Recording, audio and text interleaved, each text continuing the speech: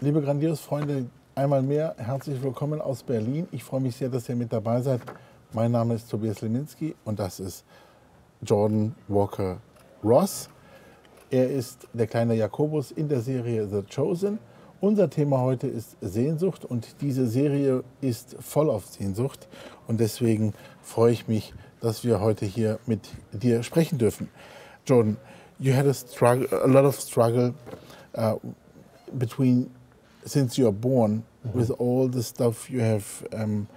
When I read it here, 24 hours you had to wear a corset. By the age of 7, your curve had increased to 90 degrees. Yeah. That sounds awful. What are your memories about your childhood?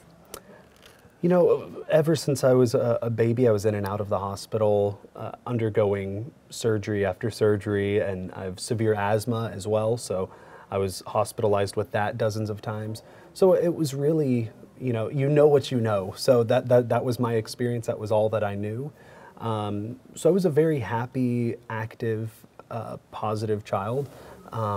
There was a lot of pain, and there were some scary moments, but thankfully I had a great support system in my mom and my siblings that were able to keep me positive and focused on the good things in my life. But looking back, especially being a father now, I can only imagine how scary that must be, seeing your child going through such severe operations or such complicated operations, and going through some really difficult circumstances. But yeah, it was a challenge, but I'm grateful for going through all of it.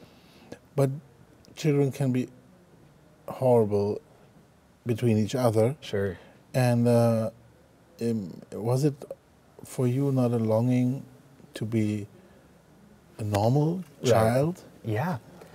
Yeah, it was something, I specifically remember the moments that I realized that I was different. Like I remember being really young, and I was about probably 6 years old, and I was running down the hall at Disney World, down the hall of our hotel room, because I was excited to meet Pinocchio. The character was downstairs, and my limp in my back, the curve was much more severe at the time. I hadn't undergone my surgeries yet, so it was a lot more obvious then, my limp was.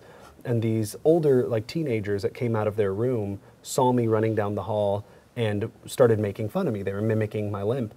So I remember that was a key time where I realized I was different. But then it wasn't until I was in high school that I started to view that difference as a negative thing and as something I should be ashamed of, because that's when I started getting bullied regularly and having kids, call me names and trip me. One leg kind of drags a little bit more than my other. So it's easy to trip me. If you put your foot under my right foot, I can fall easily. So they would throw a backpack at it or push me down.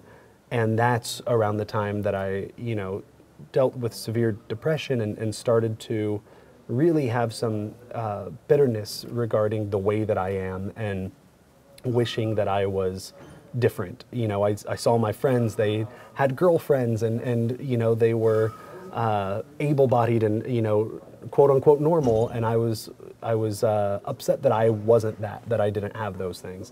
And it's a journey, but now I'm at a place where I wouldn't change any of those things about myself, and I'm sure I can get more into that with your follow-up questions as well. But yeah, kids can definitely be mean, and it was something it took a while to overcome all of those insecurities.